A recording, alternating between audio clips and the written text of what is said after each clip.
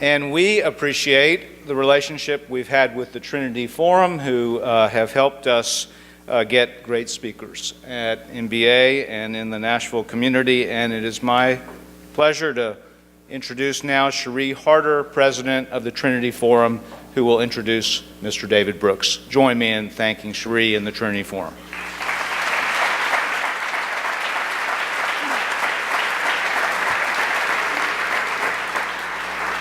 Well, thank you, Brad, for that introduction, and welcome to all of you in joining us for tonight's evening conversation with David Brooks on character and leadership in a divisive age. We're really delighted again to partner with you, Brad, and with the Montgomery Bell Academy. As many of you in this audience know, this is not the first time that we have partnered. For the last 6 years, Trinity Forum and Montgomery Bell Academy, along with a secondary partner, St. Paul's Christian Academy, have partnered to bring 2 evening conversations a year here to Nashville. We've heard from everyone from Oxford mathematician John Lennox to California's poet laureate Dana Gioia on topics ranging from poetry and beauty in a fallen world to just war theory to science and faith and the like. But as Brad mentioned, tonight is a truly special night. We're delighted to be in a new auditorium here, in the Pascal Auditorium, and to collaborate once again with the Montgomery Bell Academy in bringing David Brooks to Nashville. So thank you for the pleasure of doing so, Brad. I'd also like to thank the sponsors who, through their generosity, have made tonight possible, and there are several of them. Greg and Jane Allen, Martin and Kathy Brown, Bill and Trudy Carpenter, Jim and Nikki Cheek, Joe and Judy Cook and the Charis Foundation, Joe and Ashley Cook, Gary and Susan Dean, Bill and Stephanie Dentenhofer, Matt and Ann Dobson, Jim, Emily and Jane Flout, Bill and Elizabeth Hawkins, Clay and Kathy Jackson, Ed and Molly Powell, Steve and Jan Ribbon, Steve and Christy Singleton, and last but certainly not least, Byron and Beth Smith. In addition to our sponsors, there's just a few special guests I'd like to recognize. I know that this is an entire audience of VIPs.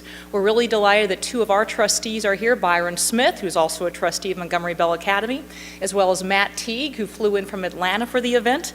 And I'm also particularly delighted that the extraordinarily talented Ann Snyder Brooks has joined us this evening along with David. We're so pleased by the turnout and the response for tonight. We actually sold out and had to shut down registration a few days ago. So if you had friends who wanted to be here tonight but could not make it, fear not, there are other opportunities to tune in. Both we and Montgomery Bell Academy will be putting video from this event up on our websites almost immediately. You can also follow along on Facebook, tag your friends, and the like. For those of you who aren't familiar with the Trinity Forum, we work to provide a space and resources for leaders to engage life's greatest questions in the context of faith. And we do this in part by providing readings and publications which draw upon classic works of literature and letters that explore the timeless and enduring questions and bring the wisdom of the humanities to the enduring wisdom of the humanities to the timely questions of the day, as well as sponsoring events like the one tonight, where we try to connect thinking leaders with leading thinkers and engaging those big questions of life, and ultimately coming to better know the author of the answers, as well as how to live and lead more wisely and well. It's been said that the great questions of life and the great questions of the humanities essentially boil down to just 3. What is a good person? What is the good life? And what is the just society? Tall orders. Our speaker tonight will try to wrestle with all 3. And certainly, we're at a time where many traditional ideals about the nature of a good life or a just society are no longer assumed, and in fact, in many quarters, they may be met with reflexive suspicion. The last few years have accelerated and revealed a crisis of character in many of our leaders, and a crisis of confusion in the country. Some of the most powerful leaders in media, politics, business have seen their empires, authority, and reputation crumble in what for some was an overdue reckoning for behavior that for many years was ignored, tolerated, hushed up, or even bragged about, increasing an already growing cynicism about the character of those in power.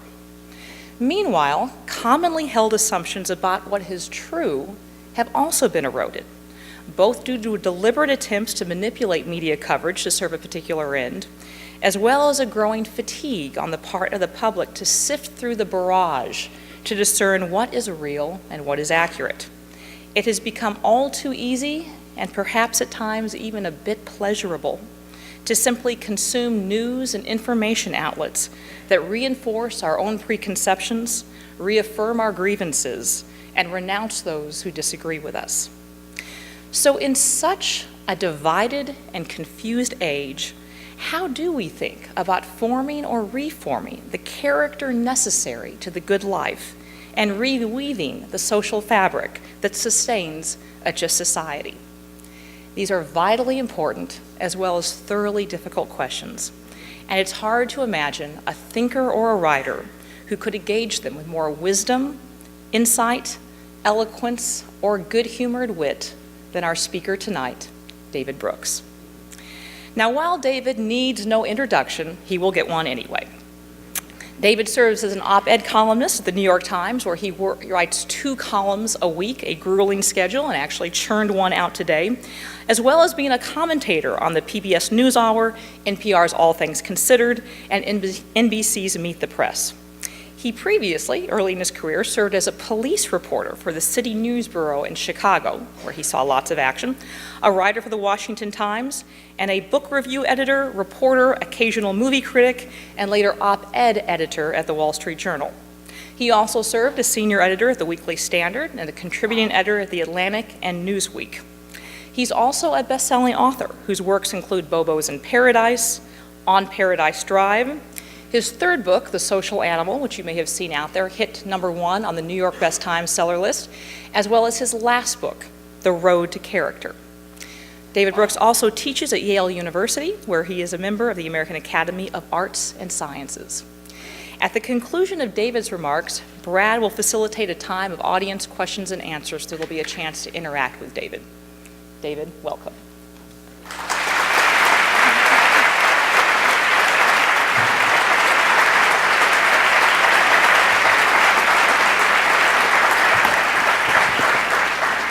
Thank you, Sharia, dear friend. Now she has to sit up here while you look at her while I'm talking. You better laugh appropriately. It was a pleasure to be preceded by Michael Jackson. I told the boys this morning that I learned to moonwalk recently, but the stage is too small for me to do it here. They managed to sing very well, even though they were a little disappointed. They thought I was Garth Brooks. I had to tell them, no, I'm the guy from Brooks and Dunn. I'm the other guy. It's a great pleasure for my second trip here to MBA. I did a story on Bill Frist about 15 years ago and got to spend a day at the school, and it's a second greatest thrill I could have had in Nashville to speak here. The greatest thrill would be to meet the football team of Brentwood Academy.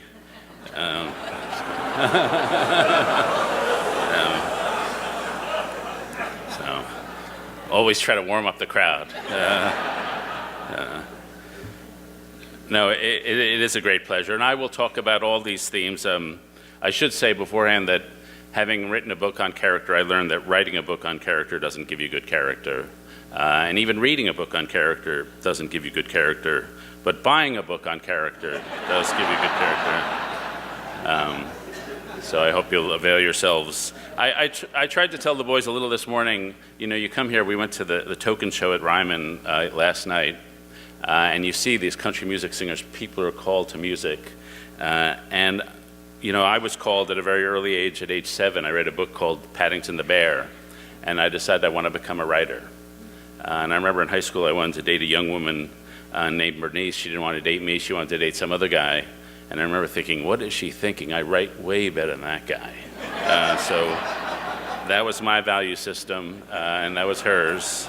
Unlike the students here, I thought I was a good student in high school. I graduated in the top 85% of my high school class.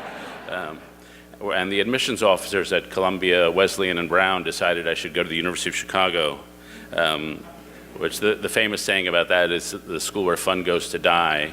Though my favorite saying about it is it's a Baptist school where atheist professors teach Jewish students St. Thomas Aquinas. So,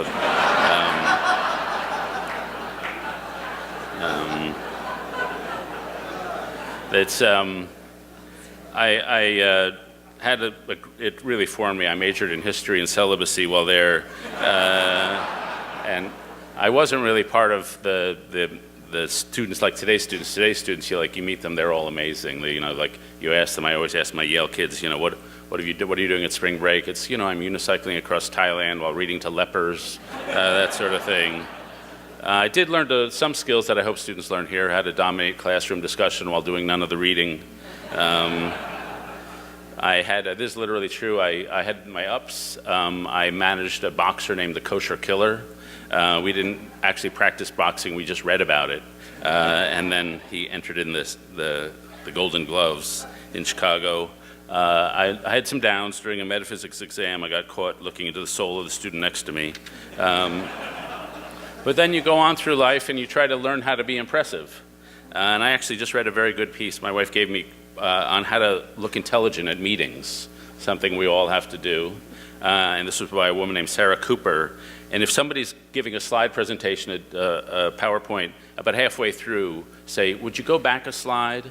And then write something furiously down, and then don't say anything. People will think you're seeing things on a much deeper level than everyone else. Construct a meaningless Venn diagram, like here's the past, here's the future, and we want to be in the sweet spot right in the middle. Say that looks impressive. My favorite one is if somebody mentions a percentage, turn it into a fraction. So they'll say there's a 25% chance of this, and you should say 1 in 4. Interesting. That makes you seem very deep. So I practiced that sort of technique, and I became a TV pundit. I work on a show called The News Hour with Jim Lehrer, on a segment called Shields and Brooks. We wanted to call it Brooks Shields. It would have been better, but they didn't go for that.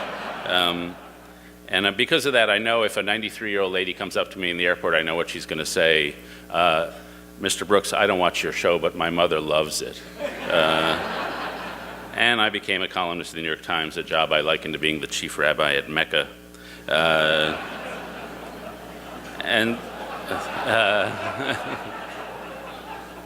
And then just leading up to my current role, as you get older, you get a little wiser. I became a little more feminine, I think. I'm the only man to have finished that book, Eat, Pray, Love. By page 123, I was lactating. And then I got more into the religious world, and in the Christian world especially, you get to introduced to certain words. There's a word winsome, which is commonly said in the Christian world, meaning anybody who doesn't currently want to burn you at the stake. And so that's my run-up to what I really want to talk about today. And I want to give you a narrative of where we are as a country, and hopefully a hopeful narrative, but not without its bumps. And basically, I think I'm going to divide our story into 3 eras. And this is going to be a story of progress. There's a woman a philosopher who has the theory that history moves through this method, through what she calls ratchet, hatchet, pivot, and ratchet. That you make some accomplishment and you ratchet up a level. And then the accomplishment sort of wears out and you have to tear it down. And then you pivot, and because of human ingenuity, you ratchet up again. And I do think that's how history moves forward, and we happen to be in one of those pivot moments. And so I'm going to describe the first era, which I think is between 1945 and 1968, which was the generation that went through the World Wars, went through the Depression, and they were very group-oriented and very institutional-oriented. And the slogan for that generation might be, "We're in this together." They're very collective, and a lot of great virtues to that generation, the primary of which was humility. And in the book I describe driving home, listening to NPR, and on the radio shows on Sunday night on NPR, they rebroadcast old radio programs like Dragnet and those kind of programs. And I happened to hear a show called Command Performance, which was a variety show that went out to the troops in World War II. And I happened to hear the episode that was broadcast live on VJ Day, just hours after the Japanese announced their surrender. And Bing Crosby gets out there and he says, "We've just learned we've won this war, but at a moment like this, we're not too proud. We're just humbled, and we're just glad we got through it." And I was struck by that tone of humility. And I got home, turn on a football game, see a quarterback throw a pass to a wide receiver who's tackled after a 2-yard gain, and the defensive player does what all the professional athletes do after moments of achievement. He does a big dance in honor of himself. And it occurred to me I'd seen a bigger self-puffing victory dance after a 2-yard gain than I'd heard after winning World War II. And that symbolized me a shift in a culture of self-effacement that says, I'm no better than anybody else, but nobody's better than me, to a culture of achievement. Look what I've done, look what I've done. And that code of humility really carried that generation. I covered George H.W. Bush when he first was running for president. And he was in that generation, youngest flyer in World War II. And he hated to talk about himself, because the code was you don't talk about yourself. And he was running for president, and the staff would beat him up and say, George, you got to talk about yourself. You're running for president. Tell him why you'd be a great president. So in one speech he did it, he included the paragraph that he usually cut out of why he's really talented to be president. And his mom, who was still alive, called him up and said, George, you're talking about yourself again. And so he cut that out. And that was a virtue of that generation.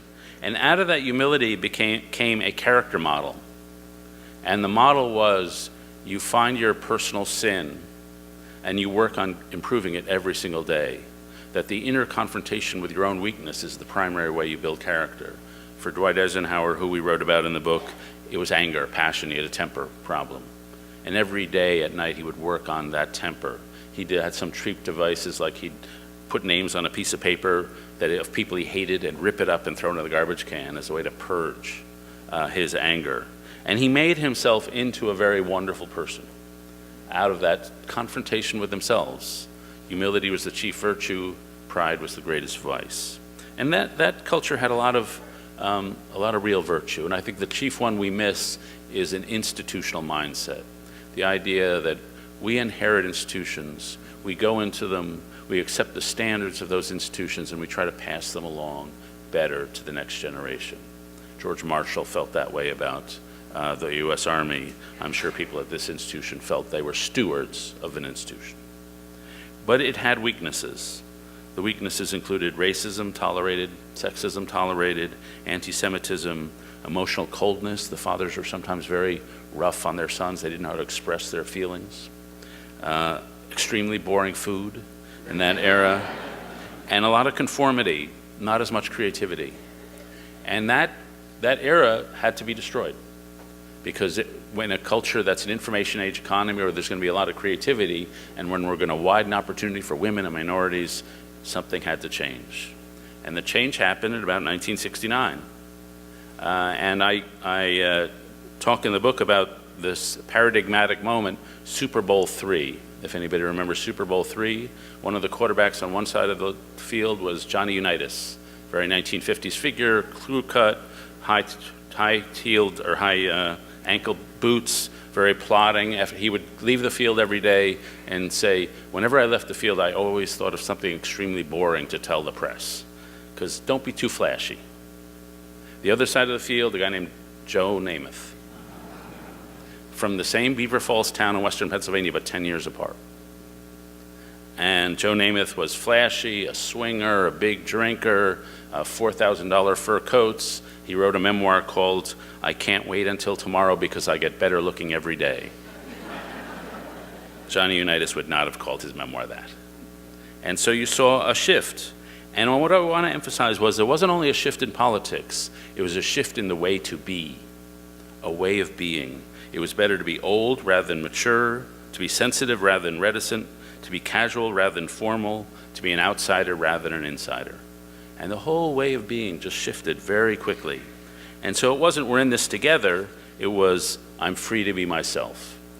It was individualistic, it was freedom-oriented, and it was creative. And that culture was powered, and in the transition moments, what powers a transition moment is not individuals, it's not even politicians, it's social movements. Groups of people leading a movement on what's admirable. So we had the civil rights movement, the feminist movement, the peace movement, the hippies, the rock music. We had artists like Jack Kerouac, Norman Mailer, Andy Warhol. They just changed how people wanted to be. And it led to a lot of good things, a lot of creativity. A lot of our internet culture comes from the creativity of the 1960s. A lot of our grocery stores, I wrote in one of my books about 1960s style grocery stores like Trader Joe's and Whole Foods, where all the cashiers look like they're on loan from Amnesty International, sort of progressive grocery stores. And then it quickly turned into a meritocratic culture. All that freedom led people to create a culture in which there would be no barriers to personal success. And I don't know what, and it led to a sort of hyper-achievement or ethos, which we see in a lot of schools today. I don't know what the carpool line is like at MBA, but in a lot of progressive neighborhoods, the carpool line, you get these Audis, Saabs, and Volvos pulling up because it's socially acceptable to have a luxury car so long as it comes from a country hostile to U.S. foreign policy. That's fine. These women get out. I wrote about it in one of my books called Uber Moms, who are highly successful career women who take time off to make sure all their kids can get into Harvard. And you can tell the Uber Moms because they actually weigh less than their own children. Sort of like at the moment of conception, they're like cutting the umbilical cord themselves, or at the moment of delivery, cutting the umbilical cord themselves, flashing little Mandarin flashcards at the things, get them ready for Harvard. And that created a meritocracy, which is the world around us. And it's been going for a long time. But that culture, too, we have a tendency to take our cultures a little too far. And that hyper-individualistic culture created the crisis we're living in today, which is a crisis of social solidarity. Basically, all that individualism, all that I'm free to be me, it tore away at the covenantal bonds that really bind us. It tore away at the bonds of family, the bonds of neighborhood. It tore away at our national creed, our common moral culture, and tore up what you might call the biblical metaphysics, the basic biblical understandings that underpinned our society. And it created three big problems.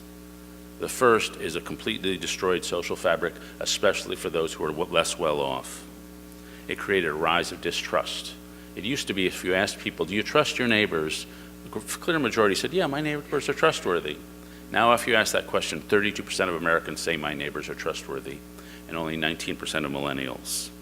There's a tremendous rise in the number of people living alone. It used to be 8%, now it's about 24%. In some cities, it's 40%. The fastest growing political party is unaffiliated. The fastest growing religious group is unaffiliated. There's been an epic rise in loneliness. Among Americans over 45 years old, 35% are chronically lonely. There are 9 million men who dropped out of the labor force and they're basically at home collecting disability and playing suicide games. We've seen a rise in suicide rates, and suicide is a proxy for loneliness, so that we now have 25% more suicides every year than people die in car crashes. We've seen this rise in opiate addiction, and opiate addiction is just slow motion suicide, and it's born also out of loneliness. The second problem that's come out of this is the meritocracy, this self-confident cultural movement, is good on what in the book we call the resume virtues. It's really bad on the eulogy virtues, the things that give life meaning. A lot of the kids I see at Yale come into school with a lot more clear conception of how to build a career than how to build a good character. And so it's created this system where they know how to get anywhere they want, but they don't know why they're getting there. And so what I see among some of my students in the mid-20s is they've turned everything into an admissions game. They're good at getting admitted into places. And then they get out of college and they get admitted into Goldman Sachs, or they get admitted into McKinsey, and then they have their first big professional crisis, and the collapse comes. I call it the telos crisis. They don't know what their purpose is. Nietzsche says, he who has a why to live for can endure any how. If you know why you're doing something, you can handle the setbacks. If you don't know why, when the bad times comes, the collapse comes. And there's this great element of fearfulness because everything's sort of on an unsolid foundation. They're building stacks and stacks and stacks of accomplishment on a foundation made of quicksand, which should be their purpose.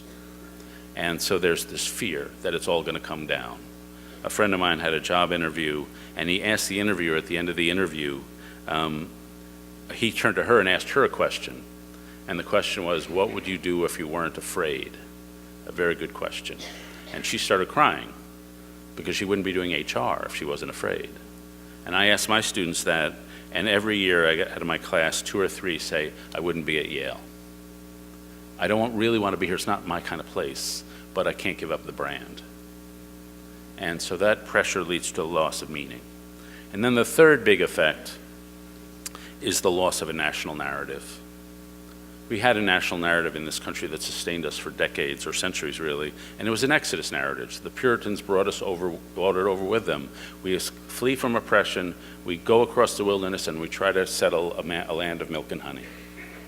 And every immigrant group that came into this country embraced this Exodus narrative. Whether it was the Jews, the Italians, the civil rights movement. Martin Luther King talked about Moses more than he did Jesus, because again, it was a journey. I have a dream to get to the promised land. And that was our national narrative, and it gave us a sense of national purpose. I spoke about the telos crisis for kids. We didn't have it because we knew what our telos was, to be the last best hope of Earth, to realize democracy for the entire Earth, to be the universal nation. We lost touch with that, I think, maybe because we're uncomfortable with biblical categories, maybe a loss of civic education, but that narrative has gone away, and now we have a bunch of different competing narratives. We have a libertarian narrative that says each of us individuals are in it for ourselves. We have a tech narrative that we're all citizens of a global world in search of disruption. We have the multicultural narrative that we're all part of competing ethnic groups, and whoever was victimized the most is the most prestigious.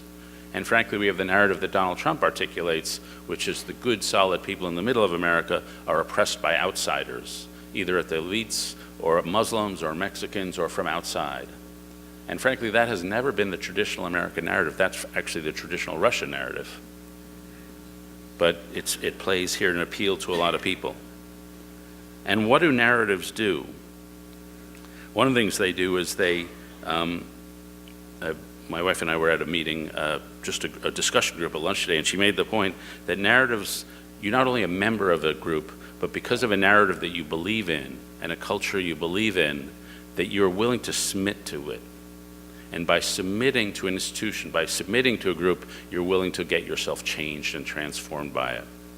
And if you don't fundamentally trust it and give it that sense of credibility, you can't let it do its work on you, and you can't be changed by it. When you have a common narrative, you sense, okay, we've got these differences, we've got big civil rights problems, but we're still basically all in this together. And that's why Martin Luther King talked about the Declaration so often. We're basically still all in this together.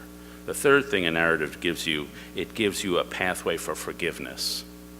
When bad things happen, we forgive each other because we're part of the same family. And then finally, it gives you the sense of grace giving. You give grace because you're all basically in this together. And these are the things that deepen love, that bond community, and create a sense of meaning and purpose that is the unconscious guidance system for all of life. And so the old order, this meritocratic, I'm free to be myself order, did a lot of great things, but it's collapsing. Some of you have probably read a book called The Structure of Scientific Revolutions by Thomas Kuhn. He says scientists have a paradigm that fits the facts as they know them, and it lasts for a long time, but then new facts come in, and the paradigm isn't working so well. And somebody comes along and just pokes it, and it collapses. And then you have a period of competing paradigms. Well, that's what we had. We had a certain structure for our society, and it really wasn't serving us anymore. And Donald Trump came along at the Republican primaries, and he poked it, and it all collapsed. And he emerged triumphant. I did a column comparing him to, if you remember, Abbie Hoffman. Abbie Hoffman was not a great political mind, but he was great at political theater. And he was a 60s figure, and he took that old order, the first one I described, and he put together a bunch of political theater that exposed its hollowness, and he brought it down. And so to me, Donald Trump is Abbie Hoffman for our day. And so what he's good at is he sees where we're weak. Divides like urban, rural, black, white, rich, poor, left, right, and he pokes at those divides. And I'm not sure he's going to build anything, but he might. But he's certainly exposing where we're weak. And so the global populist movement is, to me, it's the wrong answer, but it's the wrong answer to the right questions. It raised the right questions. And what we see is Trump, and not just Trump, and this is why there's a transitional moment, and not just like any random thing. At a transitional moment in history, whether it's 1848 or 1905 or 1968, a lot of countries all around the world are facing the same problem in different ways. And we see the global populist movement all around the world. And I got to spend some time with Steve Bannon a couple weeks ago, and it was like having lunch with Trotsky in 1905.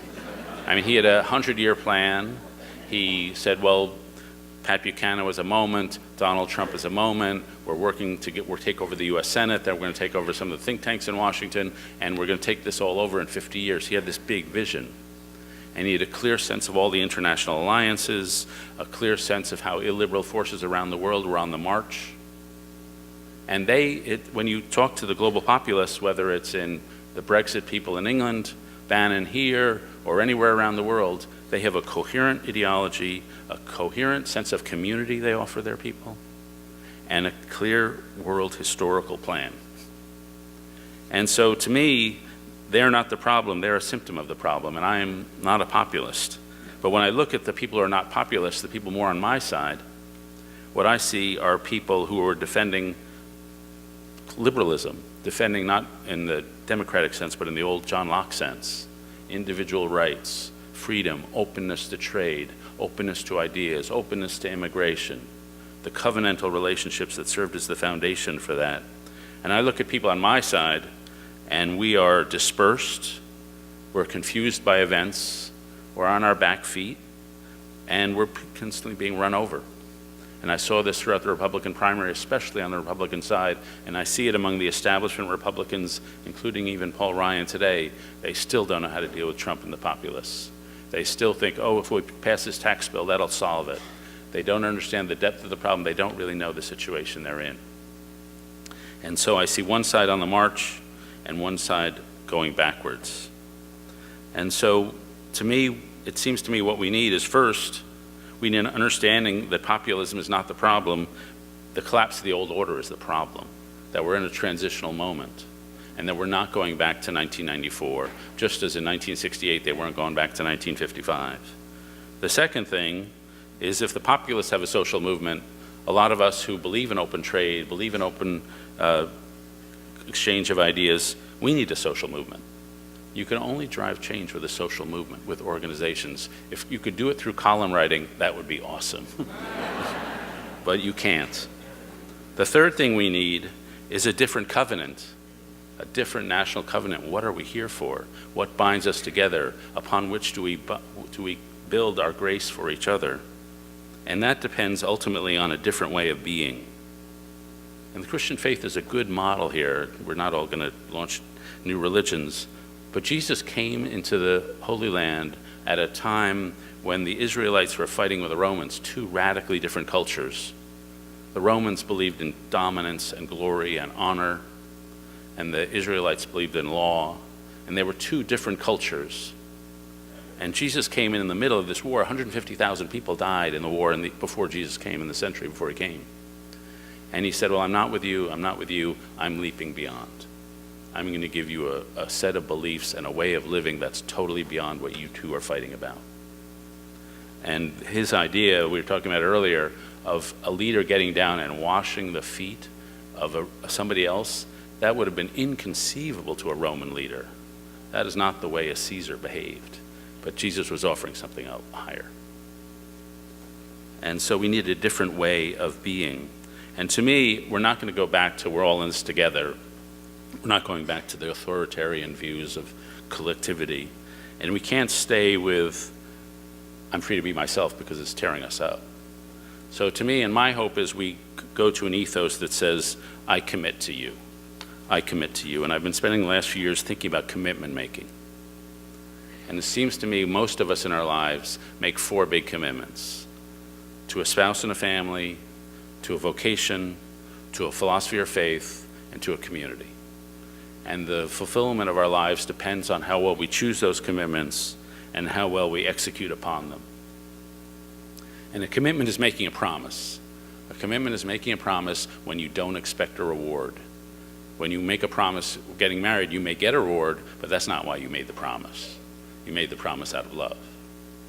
And a commitment is also falling in love with something and then building a structure of behavior around it for those moments when love falters. You fall in love, but you get a legal marriage because there's going to be moments when you're not so crazy about each other, but you've built a structure of behavior to keep you through those moments. And making a commitment is the kind of thing that Ruth made to Naomi. Where you go, I will go. Where you lodge, I will lodge. Your people shall be my people, and your God, my God. Where you die, I will die, and there I will be buried. Commitments give us our identities. If we didn't have our commitments that anchored us into things over decades, we just wander about in the changeability of our hearts. Commitments give us our sense of purpose. The Gallup organization asked people all around the world, do you have a sense of meaning and purpose in your life? And they asked people in countries all around the world. The country around the world where most people had a sense of meaning and purpose was Liberia. The bottom country was the Netherlands. And it wasn't because life was so great in Liberia. It was because to survive, they had to really commit to each other. And those people had a sense of meaning and purpose. The third thing does commitments form our character.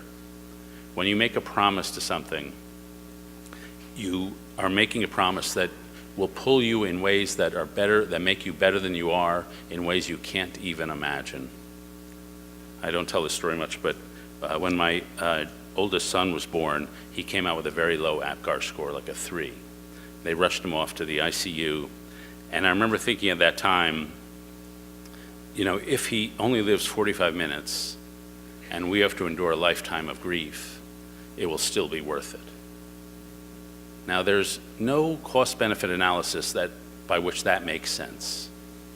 But when you become a parent and you come to realize the dignity of human life and the infinite dignity of life, suddenly it begins to make sense. And suddenly your very logic is changed by the commitment that has been thrust upon you, and you become a different person. And so what our commitments do to us is they demand a different mentality. And the way I would say it is a committed life, a life that's of deep commitments, makes one more emotional and less cognitive, more moral and less utilitarian, more communal and less individualistic. First, the emotional life. A life of a commitment, and parents to kids, love of country, love of school, it keeps the emotions open and raw, and you're bound by your love. There's a great passage in a book by Louis de Bernier called Captain Corelli's Mandolin. And it's an old guy talking to his daughter about his love for his late wife. And he says, love itself is what is left over when being in love is burned away. And this is both an art and a fortunate accident. Your mother and I had it. We had roots that grew toward each other underground, and when all the pretty blossoms had fallen from our branches, we found that we were one tree and not two. That's a marital commitment. That's a commitment, when you become one thing. And so that grows out of fierce emotional passion that bonds two people together. The second thing that commitments call forth is a commitment is a promise morally validated, that you feel bound to keep. And keeping that promise arouses something deep in the soul. I told the young boys today, the students today, that about a guy who bought a house with a bamboo tree. And the bamboo tree was next to his driveway, and the guy hated bamboo. So he chopped down the tree, and all that's left was the root system. So he took an axe, and he chopped up all the roots. Then he dug a 2-foot deep hole, poured plants poison into the hole, then covered it with gravel, and then covered it with cement. 2 years later, a bamboo shoot shoots up through the hole. And each of us has that in us. And that's what emerges from our soul, a moral yearning to be a good person, to have a meaningful life. And you can cover it over with career, you can cover it over with money, you can cover it over with whatever you want, but the shoot eventually shoots up there, and it asks you, what have you done with your life? What have you called to do? What service have you rendered? Have you become a person capable of unselfish love? And if you haven't answered the questions, you've got to compensate in some way. And if you haven't thought about the questions, you are aware of that. And so that moral drive, I think, is the primary drive. That was Viktor Frankl's book, Man's Search for Meaning. The search for meaning is the essential search. And it drives us, and it's hard to make sense of without promises, without commitments. And then finally, a life of commitment is not only a more emotional life, a more morally out there life, it's also a more social life, being vulnerable in the shape of attack. And saying, I will not live by the world's and by the standards of the individualistic culture in which I was raised. The world around us right now says, celebrate your independence, but a committed person says, no, I celebrate my dependence. Our culture today says, celebrate self-creation, the things you create yourself. But a committed life says, no, I celebrate the institutions that form me, that are deeper than choice. The world today says, celebrate autonomy. But a committed person says, no, I celebrate relationship, not autonomy.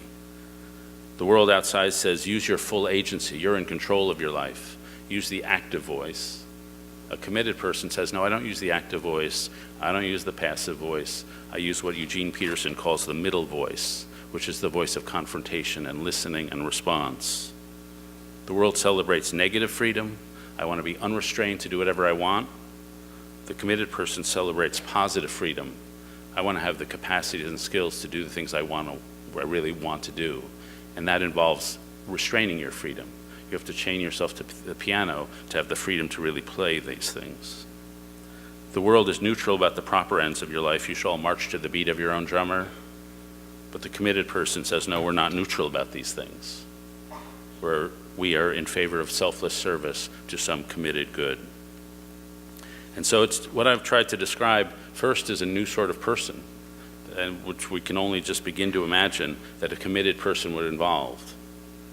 I also would think that we would need to create different sorts of institutions, and we may be sitting in one. Some institutions are thin, and some institutions are thick. A thin institution is what people get together to just get mutual interest out of. You can pass through such an institution, and it won't leave a mark on you. I went to the University of Chicago, and it was permanently left a mark on me. It was a thick institution. The Marine Corps, every time I meet a Marine, it's a thick institution. It leaves a mark. My wife went to Wheaton College, thick institution, leaves the mark. Spelman, these kinds of schools, you know them, you know the people when you meet them, and MBA, I think, falls into this category. And so I've been thinking about what is a thick institution, what separates it from a thin one? Well, a thick institution is not one that people use instrumentally. A thick institution becomes part of their identity. It's who they are.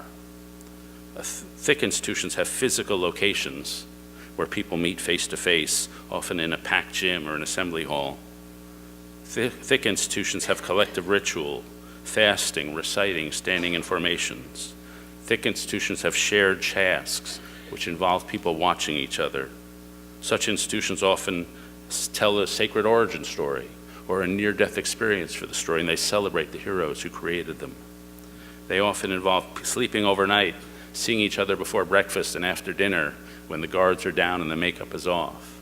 They often involve music, putting music into every ritual because it's hard to be distant to somebody you've danced with. And so these institutions are different than the instrumental individualistic institutions that we have today. And then finally, one of the things that these institutions do is they give us a revolution in consciousness. And really, if we're going to get out of the way we're stuck today, which is an atomized, distanced, unrivaled, or unconnected society, we just need new institutions. It's really striking to me in 1905, an era very much like this one, when they were passing to the industrial age, they were great builders. They built these institutions. Some were government, like the Federal Reserve System. Some were not government, like the temperance movement or the progressive movement, the Boy Scouts. For some reason, we're in a transitional moment, and we haven't actually built as many movements. Maybe because we're just now grappling with what we've got. But I do expect these movements will be building. You see the burbling around in culture. And what's interesting to me is that I see young and old doing it together. There is a generation gap more than there was 10 years ago. But I see so many young people looking for a community, but then I see so many people in the first 10 years of retirement. I have this theory that we all have two mountains to climb. We get out of school and we think our first mountain is we think, oh, that's my mountain, that's what I'm going to climb. I'm going to build a family, I'm going to build a career, and that's my mountain. And so you work for years building the stuff, building the identity, building the ego, building your place in the world. And then you achieve that mountain, and it's not that satisfying. or you get knocked off that mountain and you're down in the valley again. Or some bad event happens, like the death of a child, and that mountain becomes irrelevant to your life. And it's at that point you realize, no, that actually wasn't my mountain. There's another mountain, which is a second mountain. And the things that satisfy you in the first half of life no longer satisfy you. And the first mountain is building up the ego, building up the identity. The second mountain is giving away the identity and offering forth service for the community. And the people on their second mountain, sometimes they shift their lives radically. They move to Tibet. Sometimes the woman who founded this company now spends all her time in the Central Valley of California doing pre-K programs, during nursery school programs, doing health centers to combat diabetes. She's sort of lost interest in her company. But if you go to the pre-K program with her, she knows the first names of all the kids. And she's discovered her second mountain. And when you're on that mountain, you're just in a different world. I mentioned Viktor Frankl, and I'll close with this. Frankl really became a specialist in the search for meaning. He was a psychiatrist in the 1930s, and he was captured by the Nazis, thrown into Auschwitz. And he said, hey, this wasn't what I expected from life. This wasn't what I asked for. And so he realized, well, that's actually the wrong question. The question is not, what do I want from life? The real question is, what is life asking of me? What are my circumstances asking me to do? And he said, well, I'm a psychiatrist. I'm in Auschwitz. I'll study suffering. And so he studied suffering. And the question he asked was, why do some people only live here for a couple weeks and then they die? But some people are able to survive months and even years. And he came to the conclusion that the people who could survive months and years had made a commitment to something outside the camp. They thought of writing a book when they got out, and that kept them alive. They talked to their wives. He ran into one guy who said to him, listen, if I don't get back to my wife, and if you should see her again, then tell her that I talked of her daily and hourly. Second, I have loved her more than anyone. Third, the short time I have been married to her outweighs everything, even all we have gone through here. And the other thing he found about them is that life had taken away everything external, but the survivors were able to live internally on their spiritual nature. He found a young woman who was dying at the nursery in the infirmary, and she was in a bed, trapped there, unable to move, getting weaker by the day. And she said to him, I am grateful fate has hit me so hard. In my former life, I was spoiled and did not take spiritual accomplishments seriously. And they were talking, and she said, I only really have one friend here on this tree, on this bed, and it's a tree out my window, a chestnut tree. And she said, I often talk to this tree. And Frankl said to her, well, does the tree talk back to you? And she says, yes, the tree talks to me. And he said, well, what does it say? And the tree says, I am life, I am life, I am eternal life. And that's transcendence. She'd achieved transcendence. And that's a form of joy, even on her deathbed. And that's why people go to the second mountain. That's why social movements recover, because this inner yearn to serve what we love is so deep within us. And the final thing to be said, and I think this is the final shift away from the culture we're leaving, we put a lot of faith on agency in this culture, that I take control, I'm in charge, active voice. But as I mentioned, that middle voice is the more realistic one. You call and I respond.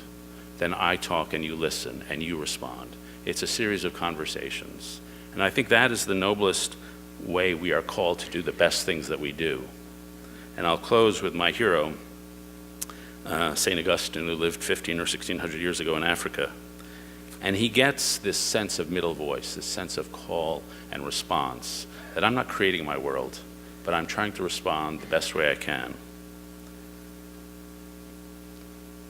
Late have I loved you, beauty so ancient and so new, late have I loved you.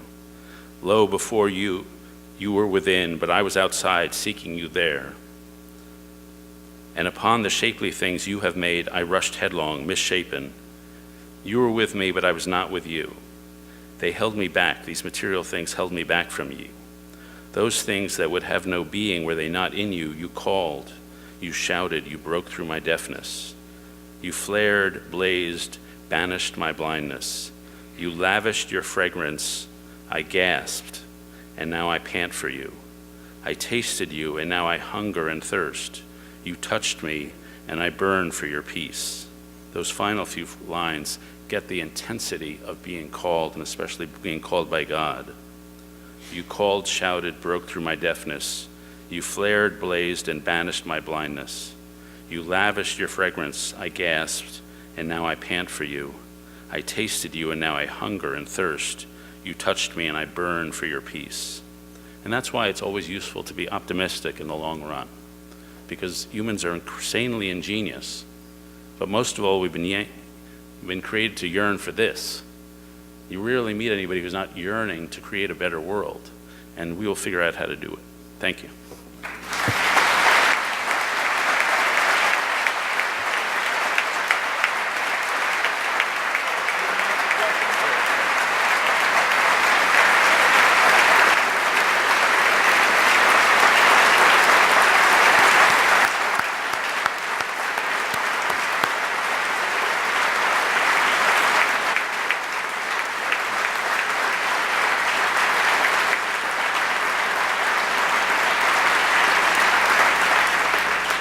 We have a little time for some questions, and there are 3 rules. First, be brief.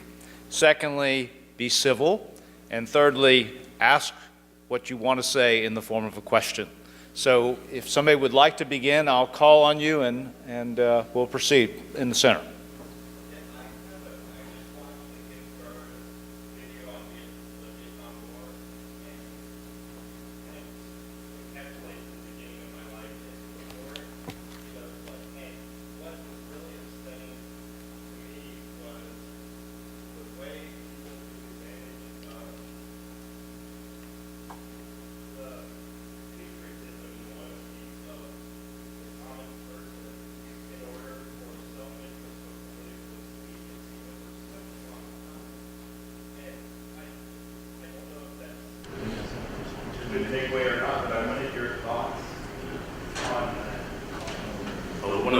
Greatest work of history ever is Thucydides' Peloponnesian War.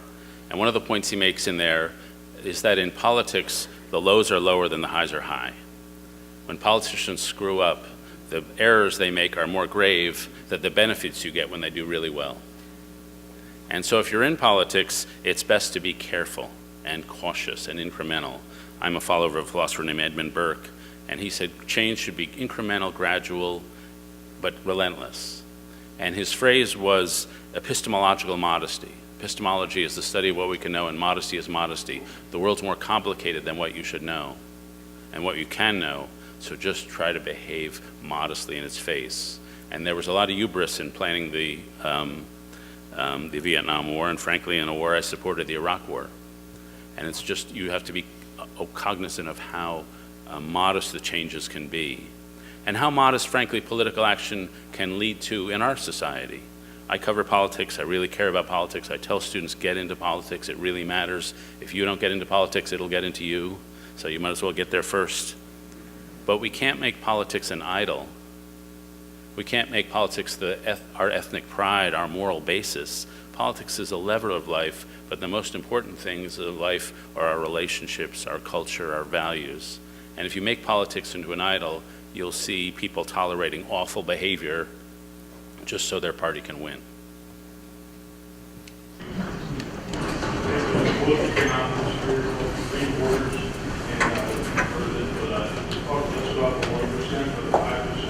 The top 20% of society is pulling away in terms of opportunity and education, and that is a really big problem. There is a gap in our culture between those applications for education also comment on that concept. The question was about a book called Dreaming Orders, which was written by a guy named Richard Reeves at the Brookings Institution. And his argument was it's not the top 1% and the bottom 99, it's the top 20 and the bottom 80. And that people who are succeeding basically in the educational system are pulling away. And I think it's totally correct. The average college-educated parent spends $5,200 per year per kid just on extracurricular activities. There's no way high school educated families can afford that. And so if you go to public high schools around the country, the children of college educated are twice as likely to play football because they've just got the home life that can support that sort of thing. And so if you come from a family making $96,000 a year, your odds of getting through college are 1 in 2. And if you come from a family making $36,000, your odds are 1 in 17. So the family you're born into just makes a tremendous difference on your success in life. And it's not because people are cheating. Richard sort of makes the point, oh, they're cheating. It's not because they're cheating, and frankly, I'm part of this. It's because we're playing the system. We're trying to pass on all we can to our children. The system is working the way it's supposed to be working. And this is it, but it takes it off into a stratospheric level. I just was with a Yale law professor who's written a book on extreme work. The number of people in finance and medicine and law who are working 80 hours a week. And his argument is that people who are making these super salaries up there, they're actually earning it. They're working phenomenally hard. They're killing the rest of their lives, and they're hyper-productive. It's just that they've sacrificed everything else to do it. And so the meritocracy is sort of working the way it's supposed to, but it's creating these divisions. And how do you deal with that is a big, sticky problem. Yes. Speaking about the value of life and how we seem to be losing it. If you look at certain cultures in big areas, ghettos, cities, underprivileged, where there's constant taking of life, and they don't seem to realize or care. Life has no value. How do you change that culture? Yeah, I would say in the areas where there's a high murder rate, I wouldn't say life has no value. I would say there are precious few supplies of dignity. And the way you can get a sense of dignity is the way, frankly, one of my heroes, Alexander Hamilton, did it by manly display of honor. And he fought a duel which cost him his life. And the Greek and Roman system was built on duels that cost lives. And basically, if you're in a gang culture, what I used to cover in Chicago, they're looking for ways they can feel like fully realized human beings, and they happen to be in a world where manly display of violence and courage is the way. And out of that, you get death. And this was the problem the Greeks struggled with in that culture. All of the Greek tragedies are about, or many of them, are about what do you do in a culture of revenge and honor and fighting. And that is just, my favorite movie of all time is a movie I hope some of you have seen called The Searchers by John Wayne, a John Ford movie. And he's a soldier. He fought for the Confederacy, came back and he's fighting against Indians, and he's basically a good man. But he is a man of honor and a man of violence. And after he's conquered the people who've kidnapped a member of his family, the final scene is of the doorpost of a home. Everyone else gets to go into the home and live a good, peaceful domestic life. He's a warrior. He can't get back in. He has no place in a decent society. And so he's perpetually exiled to the land of war. And frankly, a lot of kids are raised in a culture of war, and unfortunately they've been exiled to that land of war. They cry over their kids just like anybody else when the deaths happen. The neighborhoods are traumatized just like anybody else. But there's a very understandable culture of honor and violence and counter-violence, especially just among those gangs, not among the neighborhoods as a whole. Yes. I really appreciate the message you were sharing about the way to change culture is by creating movements, social movements, not individuals. The challenge I'm having with that message is that we seem to be, on social media, there's a new movement coming out like every other week, so how you're sharing a message of being modest and humble, being committed, things are not very sexy right now. How do we actually create that kind of influence in this environment where everyone's trying to make their own brand, their own hashtag, or whatever they say? Yeah. Well, we don't want to get married to a movement, but we're stuck in a speed dating world. And I see it at Yale. The movements sweep through Yale. The students are hungry for some sort of spiritual life, which has not been given to them. So they grab onto whatever they can grab onto, and often it's very crude, and often they want to shout down speakers, but at least it's a moral yearning, combined sometimes with a panic about how anarchic their lives are. But they've been so steeped in the culture. First, they're afraid of not being on the cutting edge of every social movement. One of my students said, if a movement sweeps through campus, boycott Israel, boycott, I don't know, Spain, boycott Barcelona, I don't know, whatever, and you don't post on Facebook in support of the movement, then people noticed and you're punished. That's like a cultural Mao revolution, like we've always got to say what we want. But the problem is there's such a deep institutional mindset that a lot of people are suspicious of movements, suspicious of institutions, and they think it's good enough to hashtag something. And the answer to them is, which movement had the most effect on America, the Tea Party or Occupy? And Occupy didn't believe in institutions, everything was free form, and it withered. And the Tea Party actually did believe in structures, and they elected a guy president. And so you got to get with the program that says, no, we're going to build a structure, and we're going to build something that'll last beyond our lifetime. But a lot of people raised in this culture have trouble with that idea of a complete organization because they're suspicious of authority. But if you want to get change, you got to get over that. 2 more questions. Yes.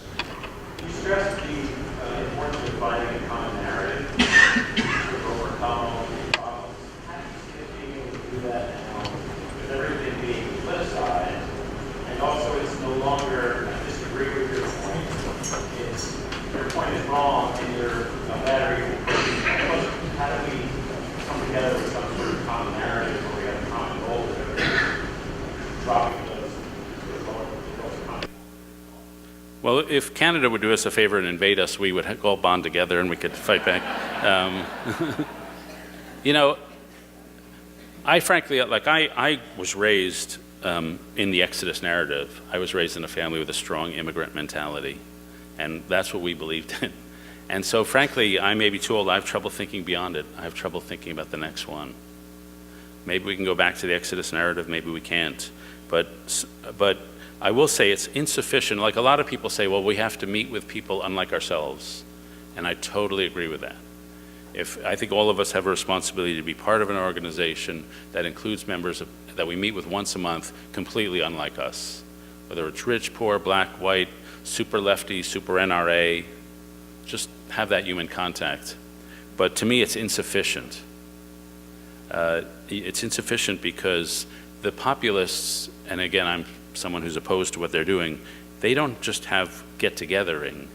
They have a movement. They have a vision. They have a set of convictions they really believe in. You can't fight a vision with a process of just getting together. And a lot of us fall into the trap that we're out, relationships are what matter most. And so we have coffee, we have a meeting, we have a discussion, then we have tea, then we have drinks, and we have coffee. And we fill our calendars with relationships, but at the end of the month you think, well, what did we actually do? And so, yeah, we drank a lot of coffee. But so to me, you got to have a purpose. And the populists had that sense of purpose. And frankly, America had that sense of purpose. When the Puritans landed here, they saw the abundance of this place. And they had 2 visions. One, that God's plan for humanity would be completed here.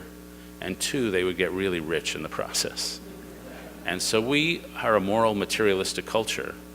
And there was an assumption as people were going west through Ohio and Cincinnati, the historians would record this, and through Tennessee, people would pass by perfectly good farmland because they assumed there was even better farmland just in the next valley. And so it was that pull of the future. And we were known as the nation of the future. And now if you look at our politics, we're a nation of nostalgia. Some people want to go back to the social mores of the 1950s. Some people want to go back to the unions of the 1950s. But I hope that the Exodus story remains our story. But if that's in the past, then maybe it'll be up to somebody younger to figure out what the next story is. But you have to have a story. One last question.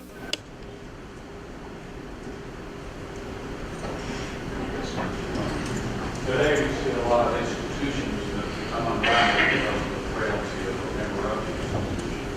It used to be that there was a separation between those who belong and what the institution stood for. Today it seems more than ever the failing of one person and the whole institution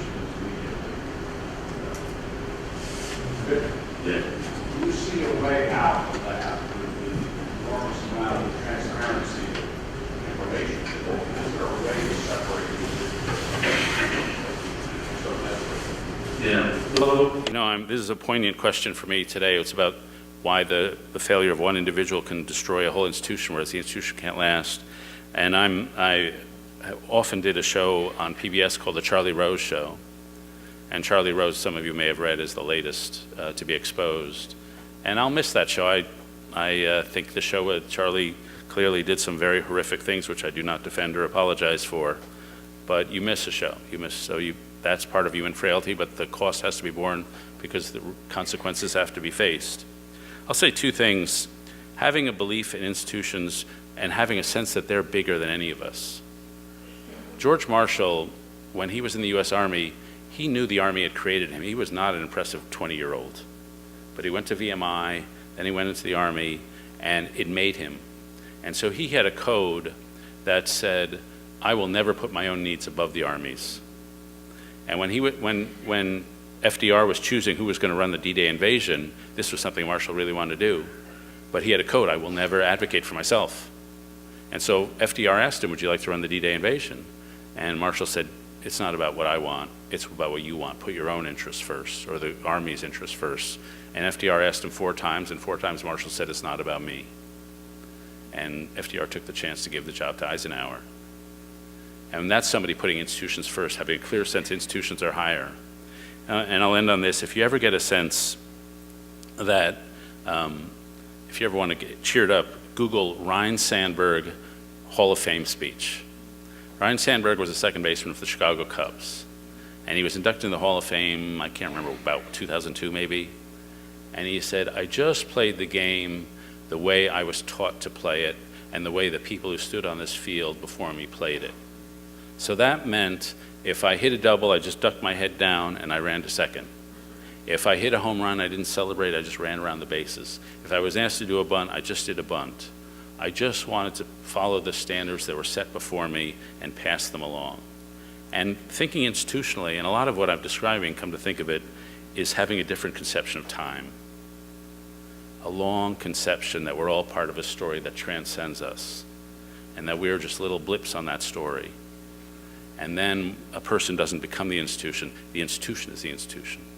And the things that last over centuries are more transcendent and are more noble than any of us individually could be, because we are produced by them. And as I mentioned, I was at MBA studying Bill Frist, and why I'm just studying the Senate Majority Leader. Why would I come to this place he went to school so many years before? It's because MBA formed him.